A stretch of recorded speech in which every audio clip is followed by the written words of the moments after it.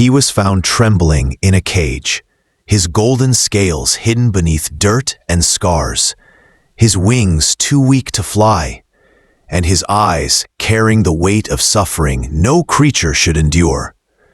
What no one knew then was that this fragile baby dragon would rise from despair to become a symbol of courage, a rescuer of lives, and a living reminder that even the smallest flame can grow into a fire that changes the world. If you are new to the channel, then please subscribe to the channel and like the video, and tell us where are you watching from.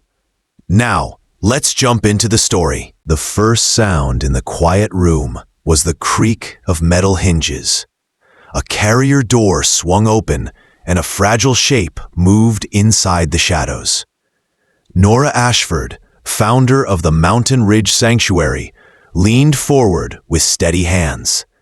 She had seen many creatures arrive here over the years, but this one felt different. The dragon inside was small, no larger than a medium-sized dog. His scales should have glowed with natural brilliance, but instead they were muted and broken. Patches were dull, some even missing. Yet what caught Nora's eye first was not his color. It was the way he trembled. Every step was cautious, as though the ground itself might collapse beneath him. This baby dragon had been pulled from a breeding den, a place where creatures were treated as objects instead of living beings. The raid had saved him, but the scars were clear. His claws were stained from weeks of neglect. His tail bent awkwardly, a sign of confinement. His wings, thin and folded, quivered against his bod. Nora spoke softly. Her voice carried calm, not command. She knew dragons could sense emotion far better than humans. Fear or anger could send him into panic. So she knelt, lowering herself to appear less threatening. "Easy now," she whispered. "You are safe here." Behind her stood Harlan Frost, a retired medic who had spent decades in the field of animal rescue. His weathered face carried both knowledge and kindness. He stepped closer, his boots scuffing against the floor. His sharp eyes scanned the little dragon, and he shook his head. "He is lucky to be alive," Harlan said in a low voice. "Another week in that place, and he would not have made it." The dragon inched forward. Each movement resembled a wary cat testing new ground. He lifted one claw, then lowered it, then paused again. His amber eyes locked on Nora's face, watching her every breath. Nora extended her hand, palm open. She did not rush. She waited. Dragons had a sense of smell hundreds of times stronger than hounds.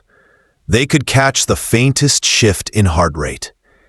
She remained calm, letting her presence speak louder than words. The dragon sniffed the air, his nostrils flaring. His eyes narrowed, not with anger, but with careful thought. Then he leaned forward and touched the tip of his snout to her hand. The contact was so light, it was almost uncertain. Yet it was real.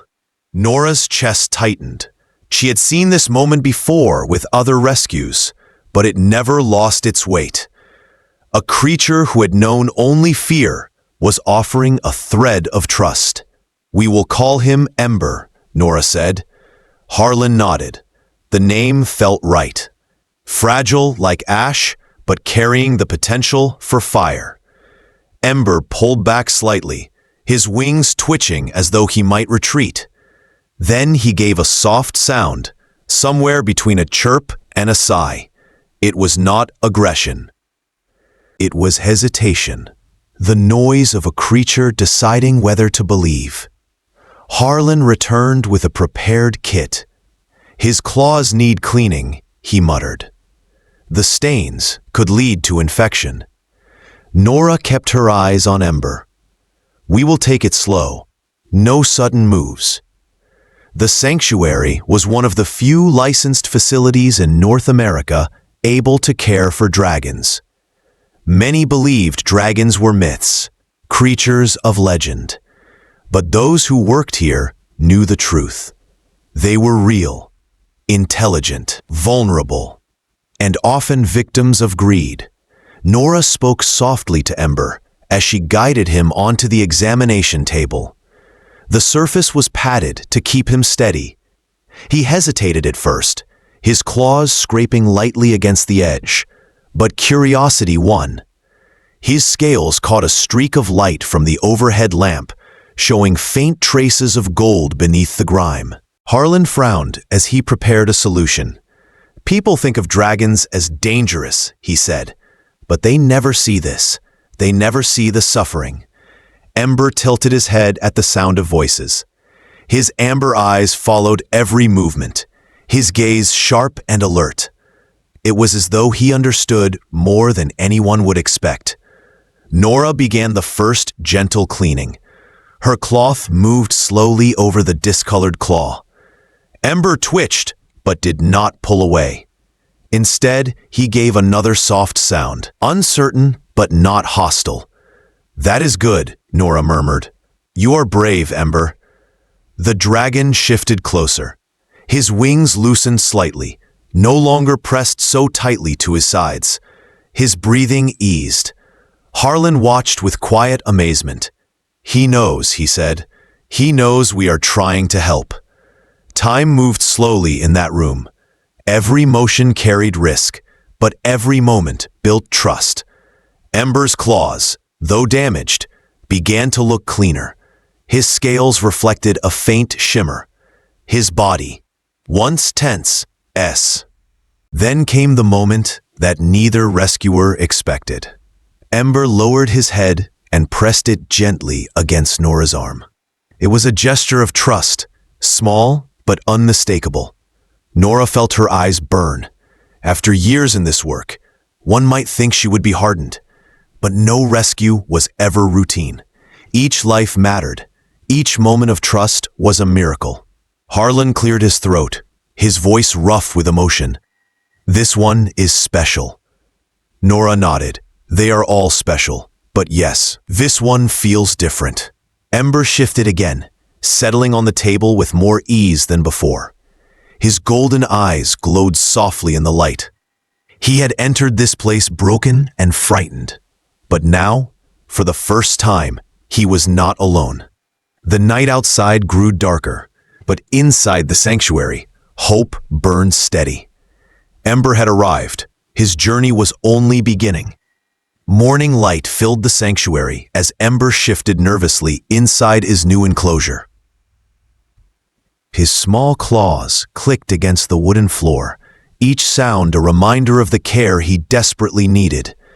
Nora Ashford watched him with patience, holding a tray of supplies.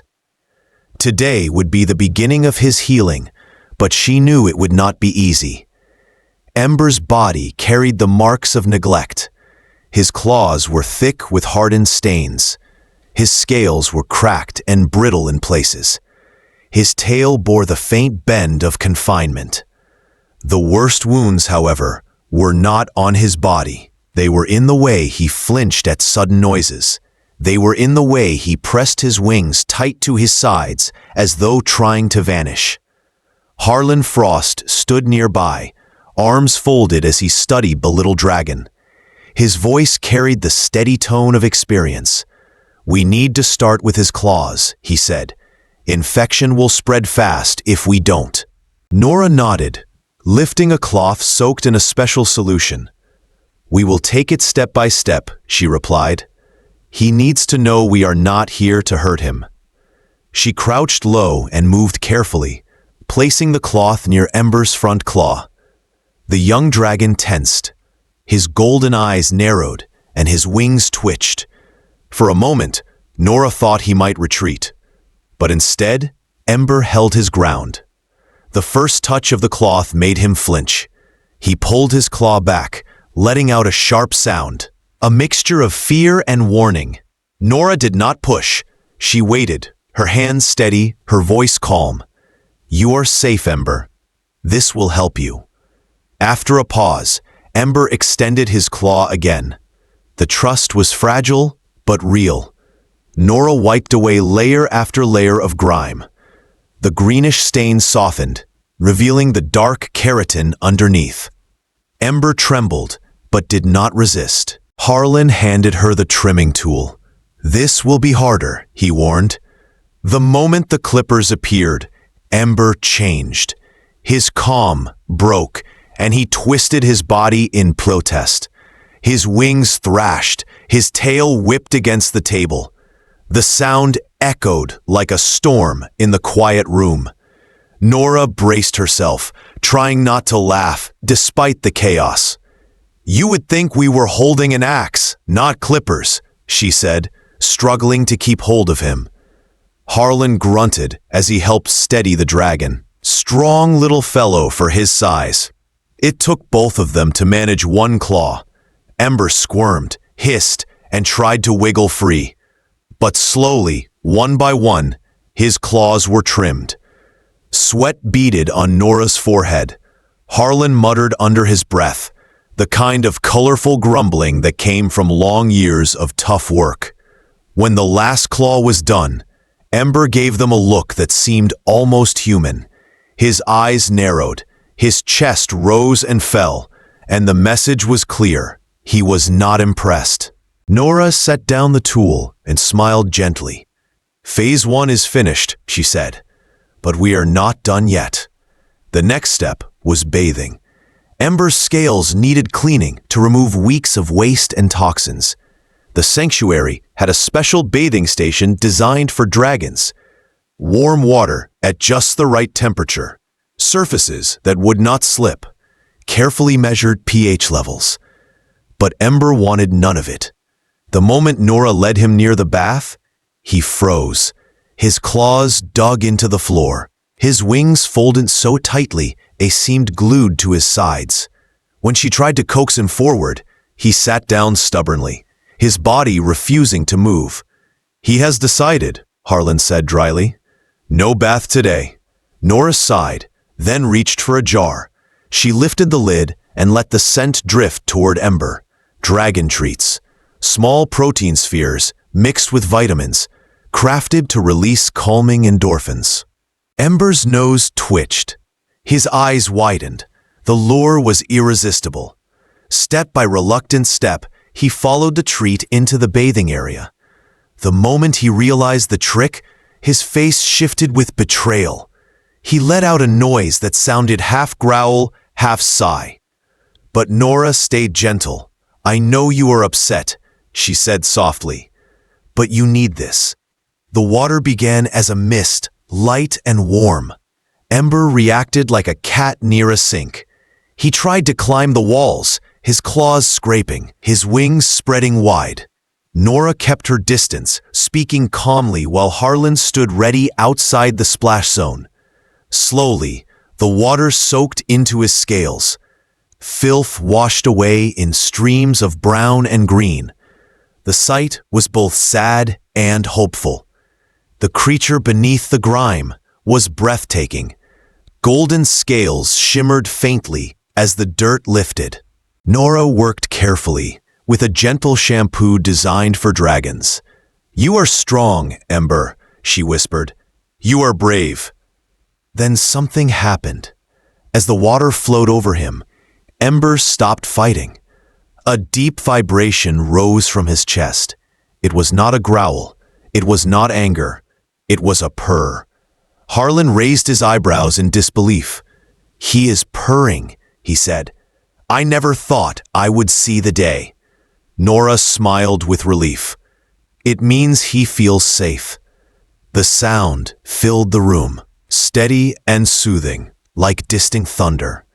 Nora felt the vibration travel through her hands, a reminder that even in pain, Ember was capable of trust. By the time the bath ended, Ember's scales gleamed faintly. His wings were brighter, his body lighter.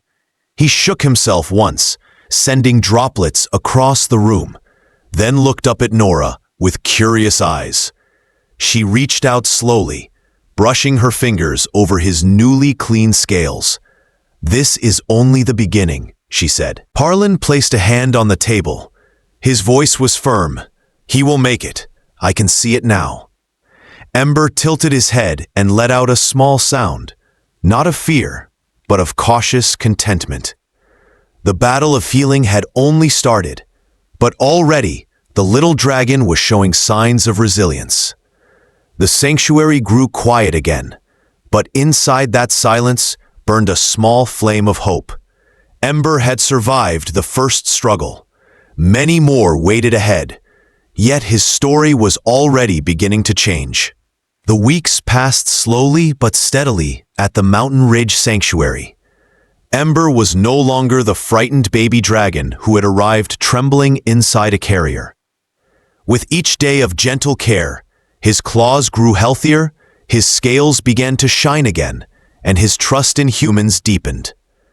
Yet Nora Ashford knew that his greatest challenge was not only physical.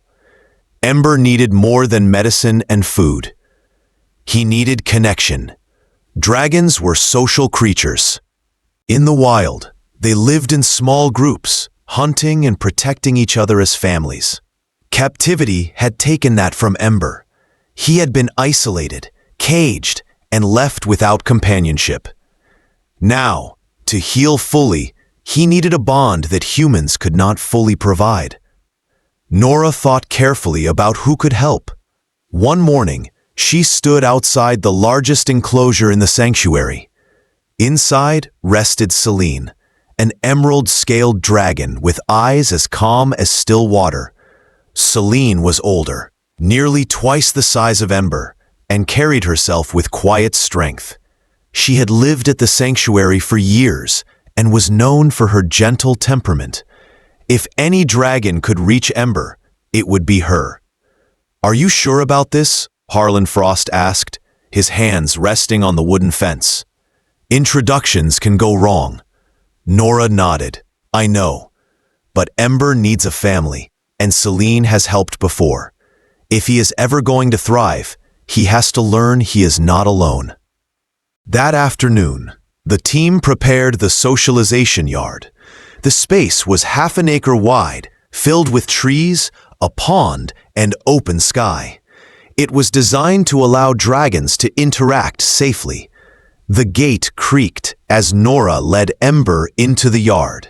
His wings tucked tightly against his sides, and his claws dug into the earth. He scanned the space nervously, eyes darting to every movement.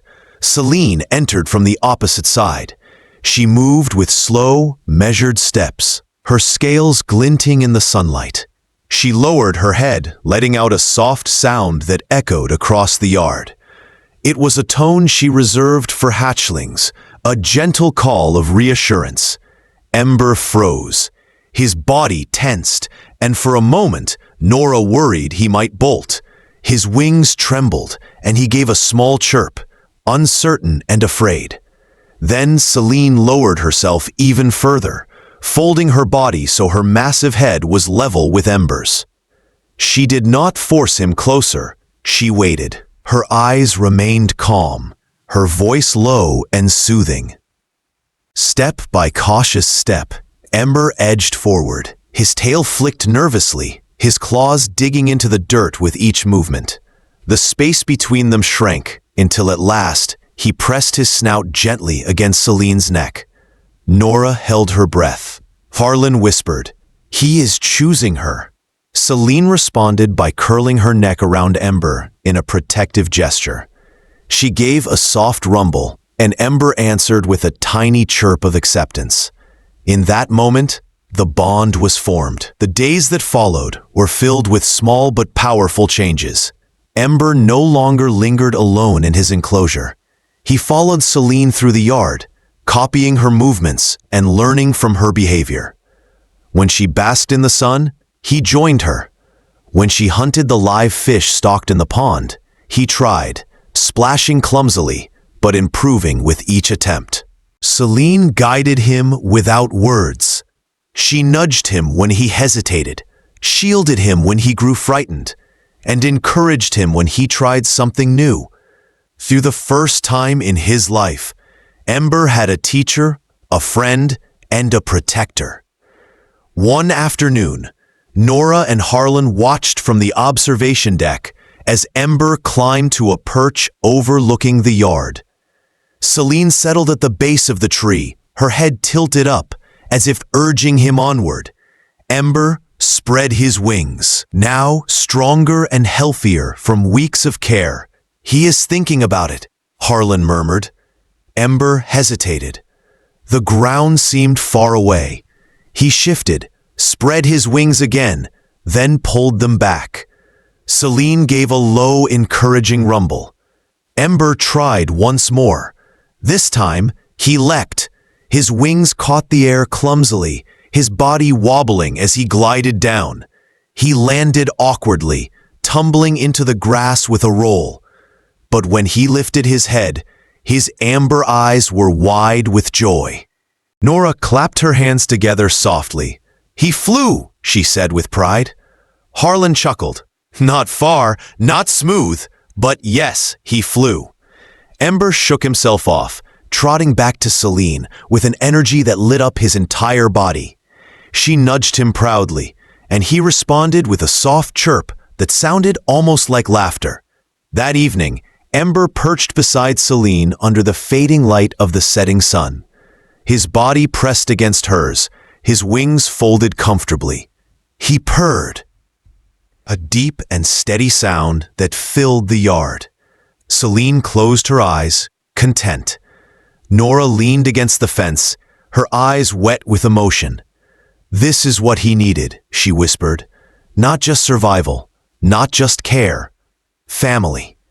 Harlan nodded, and now he has it. The sanctuary, once filled only with cautious steps and nervous sounds, now carried the warmth of companionship.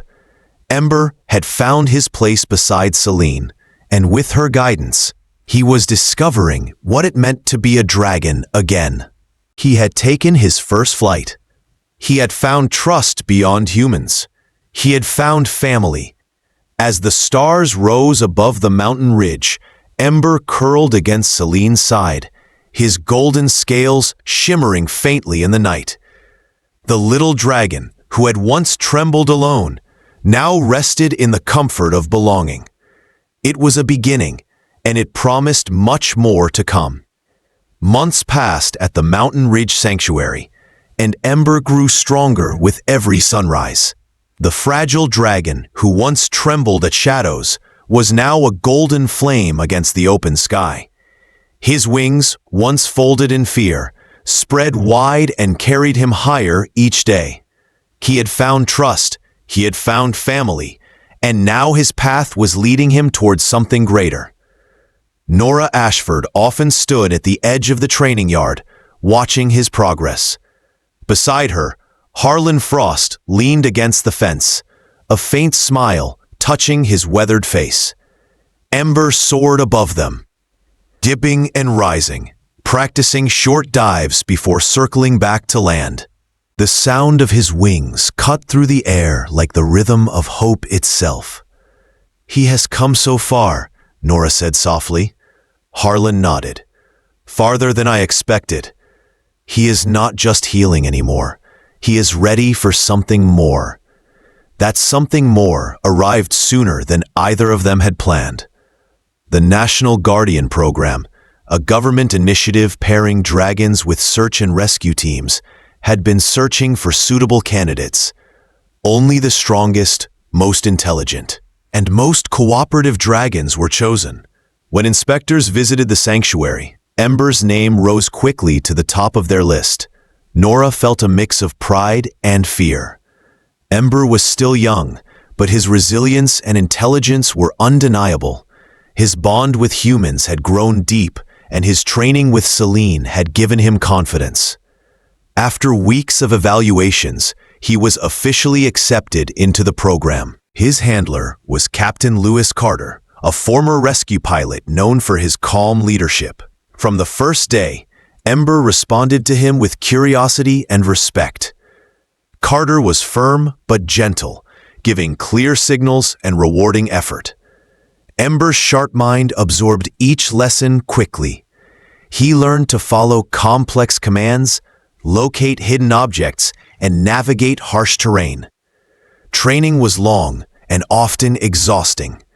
There were days Ember resisted, moments where frustration showed in the flick of his tail or the tight fold of his wings.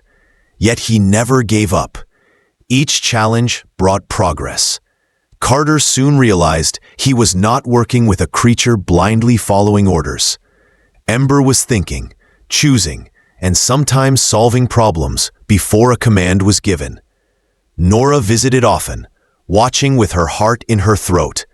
Every new skill Ember mastered filled her with awe. This was the same dragon she had once coaxed into taking a simple bath. The same creature who once trembled at every sound. Now he was preparing to save lives. The true test came during winter. A storm had swept across the Rocky Mountains, and 3 hikers were missing after an avalanche. Traditional rescue teams struggled against the snow and wind. Visibility was low. Time was running out. Ember and Captain Carter were called in. The dragon rose into the storm, his golden scales nearly hidden beneath the gray sky. His powerful wings carried him above the worst winds, his sharp senses scanning the frozen landscape below. With heat vision and an unmatched sense of smell, dragons could detect life beneath snow where humans could not. Nora and Harlan waited anxiously at the command center, listening to the radio crackle with updates. Then came the call. Ember had found them. Buried beneath 8 feet of snow, the hikers were alive but trapped. Ember marked the location with a piercing cry, circling until the rescue team reached the site. Within hours, all 3 were pulled from the snow. Cold, shaken, but alive. Cheers erupted at the base station. Harlan wiped his eyes quietly. Nora pressed her hands to her chest, her relief so strong it felt like a wave. Ember returned with Carter, his wings folding as he landed gracefully. Despite the storm, his amber eyes glowed with calm strength. News of the rescue spread quickly. Ember was called a hero. Reporters captured images of him standing tall beside Captain Carter, his golden scales shining against the snow. But for Nora, the greatest moment came later that night. Ember returned to the sanctuary, walking straight to her side. He lowered his head and pressed it gently against her shoulder, the same gesture he had given her on the day he arrived. "You saved them," she whispered. "You are not only rescued now, you are a rescuer." The weeks that followed brought even more recognition. Ember's story reached across the country, inspiring people who had never before thought about dragons as more than legends. Schools wrote letters. Lawmakers strengthened protections against illegal breeding mills. Donations to the sanctuary doubled, allowing new enclosures and better resources. Ember had become a symbol of second chances. But fame did not change him. He still stole shiny objects from Nora's desk. He still purred when Celine curled beside him. He still greeted every morning with a burst of energy and curiosity. What had changed was the world around him. People now looked at dragons differently, not as monsters or commodities, but as living beings capable of loyalty, intelligence, and compassion. 2 years after his rescue, Ember stood proudly in the training yard as children visited the sanctuary's new education center. They pressed their hands against the viewing glass, eyes wide with wonder as the golden dragon stretched his wings. Nora told them his story. She showed them pictures of the frightened baby who had once arrived broken and weak. Then she pointed to the dragon standing before them, strong and radiant. "This is what care can do," she said. "This is what hope can build." As the sun set behind the mountains, Ember took flight once more. He circled high above the sanctuary, golden against the fading light. From victim to survivor, from survivor to rescuer. His journey was a story of resilience, trust, and transformation. Nora watched him soar, her voice steady with pride. He was saved. Now he saves others. And that is the truest measure of healing. In the quiet of the evening, Ember landed beside Celine, curling against her like he had done since the first day they met. The sanctuary rested. But his story was far from over. Ember had proven that even the smallest flame could grow into a light strong enough to guide others through the darkest storms.